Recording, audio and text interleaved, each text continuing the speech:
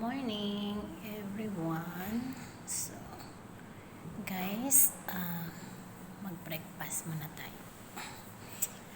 Pakita ko pala sa inyo guys ang aking ginagawang home remedy kapag ako minsan nahihilo at pagod na pagod yung katawan, nanghihina, ayun, dahil baka overfatigue na tayo dahil sa trabaho araw-araw, tapos halos wala naman tayong pahinga at laging laging magising ng maaga, tapos hindi nakakatulog ng hapon. So ayun, dahil sobrang siguro overfatigue na talaga ako, kaya nahihilo ako, sumasakit yung ulo. Dala na rin siguro ng panahon na sobrang init guys, no? Alas 8 pa lang dito guys, or alas 7 lalabas ka ng bahay, parang sinusunog na yung balat mo. Grabe, yung hindi ka makakatagal sa labas, papasok ka na kasi parang hindi mo kinakaya yung init, ganun. So ginagawa ko pagising sa umaga yun, pagkatapos kong gumawa ng breakfast nila, dahil papasok sila ng alas 7 lahat sa trabaho, may alas 6 na mga estudyante, kaya nagigising ako ng alas 4 ng umaga. Tapos kailangan 5:30 ready na ang kanilang breakfast, nasa table na. So dahil may bumababa ng 5:40 para mag-almusal, may bumababa ng 6 o'clock at 6:30, ayun, 7 o'clock lahat sila maalis na. So ako na lang ang naiiwan, naglilinis ng buong bahay.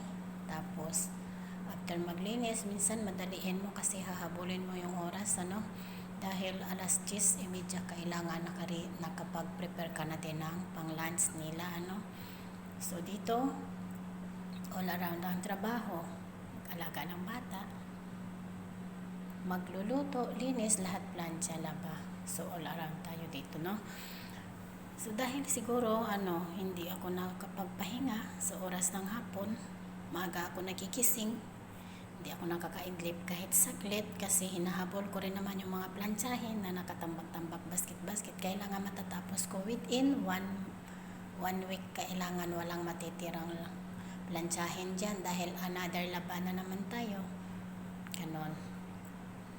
So yung ginagawa ko ito lang, dahil mayroon akong pinadalang mga dahon mula sa Pilipinas. Ito yun, yung dahon ng guys, ng guyabano. Maganda siya guys para sa high sugar ba tawag doon, mataas yung sugar mo, tapos high cholesterol yung ganon. Pag nanghihina ako guys, naglalaga talaga ako nito. So ginagawa ko itong parang serve tubig ko everyday. Once a day lang ako siya umiinom, kalahating baso, mga ganyan. Kasi hindi rin pwede sigurong damihan natin at maya-maya tayo inom kasi baka maging low blood na rin tayo. Actually, low blood natin nga ako Kung wala nga akong vitamins dati, nagpapadala ako galing sa Pilipinas ng vitamins, kaya medyo okay yung pakiramdam ko ba. Ngayon talaga para akong nahihilo madalas kasi wala na akong vitamins na iniinom, na ubos na. So yun, ang ginawa ko, naglaga ako ng dahon ng guyabano at star apple, pinaghalo ko na. Maganda ito guys, nasubukan ko na kahit sa Pilipinas, kaya ito pinadala ko dito sa kapatid ko. Sabi ko, kuhanan akong dahon ng guyabano at saka pinatuyo na lang nila, tapos nilalaga ko siya. So ayan guys, ayan, nalaga na yan guys. So palalamigin ko, inom ako mamaya. After nang makapaglinis, iinom ako niyan kasi hindi okay yung pakiramdam ko ngayon.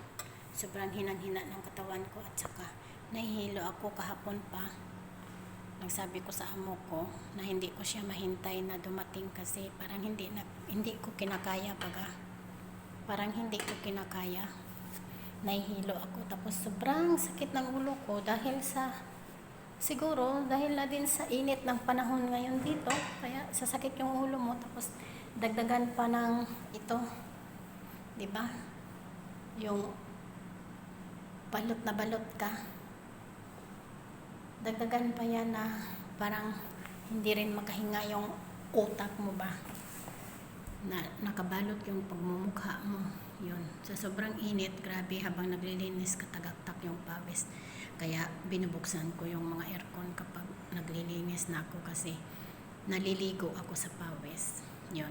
Isa na rin siguro yun na minsan yung pawis na pawis ka pagkatapos ng trabaho mo maligo ka kasi hindi po pwedeng